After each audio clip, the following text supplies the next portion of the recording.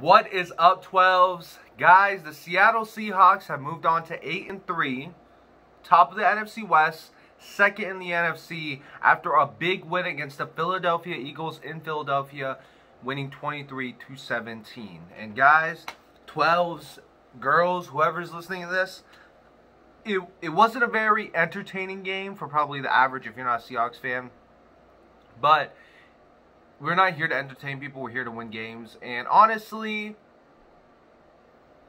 it shouldn't have been as close as it was. 23-17.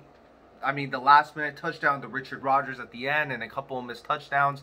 One to DK and a fourth down conversion that we couldn't complete near the end zone in the beginning of the first drive. I mean, honestly we had a couple of blunders today, but it's okay. We got the win. We're 8-3. We're moving on, playing New York next week, and I'm happy, guys. I'm happy. I do want to discuss a couple of things that a couple of takeaways I got from this game, because there are some takeaways. Like every game, we learn.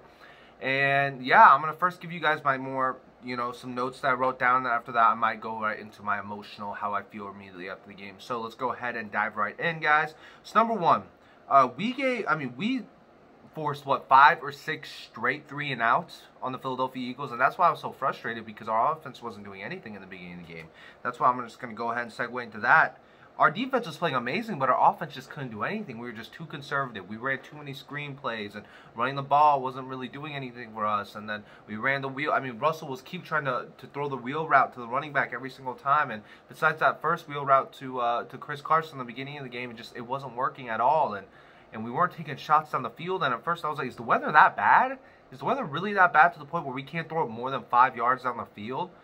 I was just frustrating. It was frustrating. We were just throwing slants, this and that, which made sense. Yes, they were playing a lot of man coverage, so we were throwing a lot of slants to DK Metcalf, which was working at first, but we need to take a shot downfield, and I was really shocked we did it. And the fact that we weren't, the runs weren't working, they were losing yards, and we were getting incompletions off these bullcrap, screen plays and all this. We ended up being in second and third, third and long, second and long, and it kind of screwed us in the long run, especially, in that first half. So that really, that really hurt us. And I was going to say running game was not working, and we were too stubborn to change things up. We were just so committed on trying to run the ball so much. We didn't really let Russ cook as much as we wanted to in that first half. And that's why we just really had a slow offense. And I understand, well, Philadelphia this and that. They have a good defensive line. They do. Brandon Graham, Derek Barnett, Fletcher Cox. They have a lot of good players. But at the end of the day, man, Russell Wilson's the best player on our team. And although we have to, add a lot of run games to our playbook, to our game plan, whatever, and it worked last week.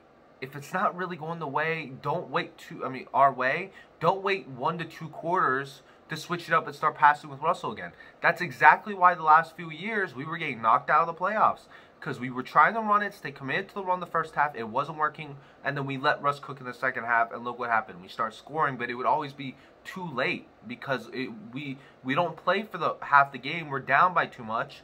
And then we're trying to play this comeback game in the second half. Now, we're lucky today that our defense played well, and we played a trash team in the Eagles. See, if we were playing the Packers or the Saints or someone, that wouldn't have worked. We would have lost tonight. So we also have to keep that in mind. I'm worried. I'm happy, but I'm worried. I don't want to see that. All this rumors going around, we're turning into a run-first team. No. Stop that right now. It's important to have Chris Carson, because when we do run the ball, he's a very effective runner. It works very well. I want it to be like that. We run the ball the best when the other team doesn't expect us to run the ball. When we're a pass-heavy team and we mix in a couple of runs here and there, that's when we're at our best, because they're not expecting it. When we play like tonight, where they're expecting the run and they load the box, we can't run. We can't run at all, and especially with a D-line like that. Fletcher Cox was giving Ethan Posick and Damian Lewis a hard time. We couldn't run the ball. We were just being too stubborn. So we just have to keep that in mind. I don't want to get into, it felt like last year in the playoffs against the Packers and the Eagles. We were just so slow. It took us a little bit to realize the run wasn't working. Even in the second half today, the only reason why we kept running it was because we were winning. But, man, it's just frustrating. Let's get out to a bigger lead. And the first, I was saying, throw it down the field. The first pass downfield was a 52-yard gain to DK Metcalf. I want to see more of that. More pass down the field, and people are going to say, well, Brandon, the only way to open up pass down the field is by running the ball. Not always. Not always. Not this year. We've opened up the deep ball plenty of times without having an effective running game. So, And we were running a lot of plays out of the gun, a lot of runs from the gun. Kind of funny rhymes. We were running the ball a lot from the gun. I was like, get under, I formation. Let's get under center and start pounding the ball with Chris Carson if we're going to run the ball. Instead, Russell's in the gun. He just hands it off Carlos Hyde, and he's trying to, like, get momentum to run the ball. But by the time he's trying to find a hole, Fletcher Cox or someone is already, like, busting through the middle, and they're trying to bounce back here and there, and then we end up losing yards. So it just wasn't working.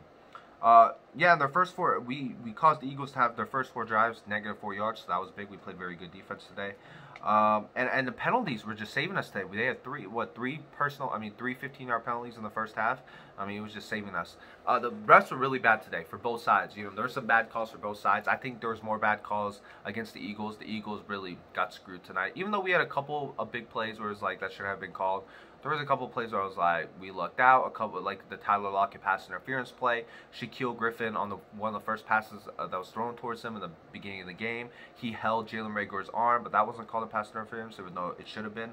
And yeah, just in general, refs just were trash. And another big realization was Chris Carson's a big piece of this offense. Obviously, we didn't see too much of Chris Carson, but when we did see him, he was effective. And that's one thing I do want to mention, too, because a lot of people are probably like, why didn't we use a lot more Chris Carson? They said he's 100% healthy. In my opinion, it's probably because maybe Pete Carroll just wants to ease him back into that workload when he knows we already have Carlos Hyde.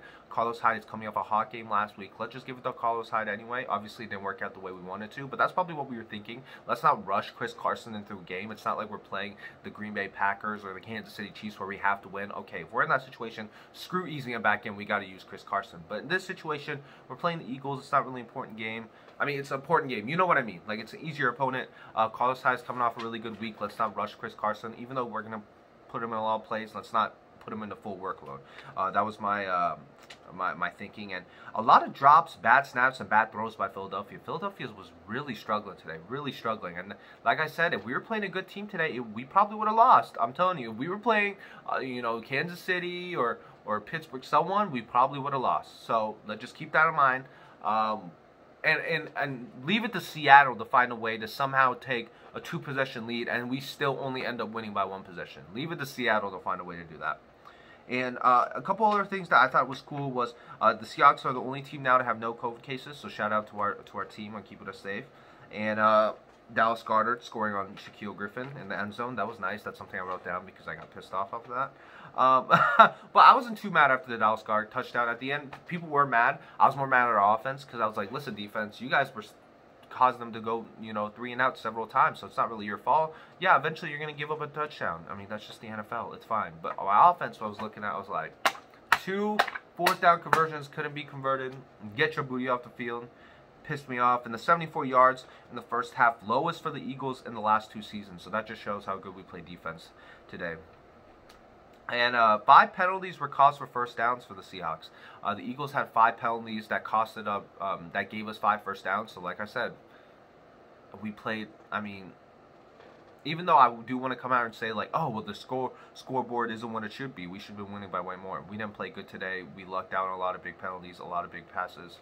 Let's just look at the way it should be looked at. So that's it for notes. I'm going to go ahead and talk about my raw emotions after this game. Mostly I covered a lot of it, but I just want to say whatever's on my mind. I'm happy, guys. I really am. We're back on top. I'm a little bit upset that, I'm not really upset, but worried. It's a legitimate concern, and you could get mad at me and dislike the video and be like, oh, you're not, we won, like, be happy. But it's a legitimate concern. We literally cannot beat a team convincingly. The one team was San Francisco. That was like about the only team. All the bad teams, the only wins are against bad teams. All our wins are against bad teams. That's pretty much how I look at this. Like, and you guys are saying, well, we beat Miami, this and that. Well, Tua wasn't playing. We were saying Fitzmagic, which Fitzpatrick's cool, but Tua, he was, you know what I mean. Like, the Dolphins were good, but I mean, is that like a Kansas City? No. Like, they're good. They're like a 7th seed, 5th seed type of 7th seed. They're a wild card team. But all our wins are against bad teams, and then once we start playing good teams, we start losing. And then come back to tonight, we played a bad team, and we still barely won again. So it's like, I don't want to get my hopes up, because as much as I do believe in this team, let's look at it realistically, guys. I mean, every time we played a team that's somewhat good, we end up not showing up. And that worries me, because I really hope it's not going to be like every other year where we get to the playoffs and it's going to be wild card. We barely win the wild card and we move on to the conference championship against a team that's halfway decent. And then, I mean, a divisional team, divisional matchup, not conference. We would go to the divisional round and all of a sudden we lose because we start off slow or something, or we just don't show up in the game. And it's a legitimate concern. And I bet you guys are feeling the same way. If not, you go ahead and hate on me like I'm not a true fan or whatever. But that's just a legitimate concern. Like, I'm sitting here like, we haven't beat any good teams yet. And both times, 3 times when we had the Cardinals, they beat us. They're not really that good. The Rams beat us. And the Bills whipped us. So, yes, our team is starting to get way more healthier than before. But even today, our team was 100% healthy. And look what we did. Not 100%. Quinn Dunbar was out, but and a few other guys, Travis Homer, Brandon Shell. But in general, we were pretty healthy, and we still barely made out of Philadelphia with a 6-point lead. 6-point win. And then you got to look at the other cases. The penalties against us, against them, that should have been called. Bad drops, bad passes, bad snaps, this and this for Philadelphia. If we played good teams, we would have lost tonight. I'm worried, guys. I am legitimately worried. I'm optimistic, though, obviously. I want to win the Super Bowl. I want to do great things. It's just scary, man. And Seattle just, like, I don't want it to seem like, I don't want to be known as, like, the fluke team. Like, let's just go out there and let's be more dominant. Like, next week against New York, if we do not beat New York by 14 points or more, I'm going to be legitimately pissed off. We should win more than that. Look at teams like Kansas City and Pittsburgh, good teams. They're blowing everybody up by 4 or 5 touchdowns, no matter if you're good or not. Like, Seattle's just not like that. And that's why it's like, even though I want to say we're legitimate Super Bowl contenders, what's going to happen when we face Kansas City? What happens when we face Pittsburgh? What happens if we face Green Bay or New Orleans? Or I'm not a big fan of New Orleans, but like Green Bay or LA again. Like, what's going to happen? The last 2 games of the season are going to be pivotal. It's going to be a statement on what the playoffs are going to look like for the Seahawks. If we come in and beat the LA Rams convincingly, or at least beat them in a way that's like, okay, we won that. It's not like a stupid Greg Zuerlein missed field goal where we win, or a stupid penalty. No. Like, we come in and we beat the Rams, and then we go in and we beat the Niners convincingly, then I know we'll be ready for the playoffs if we win out. But if we come in and we don't show up against the Rams and we lose, and the Cardinals, it's a close game and it comes down to the field, blah, blah, blah, I'm going to be legitimately concerned. If we don't win these next few games convincingly, I don't care if Washington has looked better. I don't care if New York has looked better. I don't care. If we are a true Super Bowl contending team, we should beat these teams. And pretty convincingly, too. Not by, oh, well, it came down to Jason Myers' last-minute field goal. No. No. We are better than that. And let's prove it. So that's what I want to say. Those are my raw emotions, guys. I'm happy with the win, but let's not get our emotions too up. Enjoy every win, though. I do. I'm happy. Yay. We could have lost. We're 8-3. Amen. So, guys, the Seattle Seahawks win. Move on to 8-3. I hope you guys did enjoy the game. I enjoyed the game. I hope you guys are staying safe. And let me know if you guys like my content. I'll constantly be posting. And, yeah, guys, go Hawks. Hope you guys are staying safe. Big win. Big trust. Just kidding. I'm not a Ravens fan, but I do like barking roll. Big trust. Go Hawks, guys. I'll see you guys soon. Go Hawks.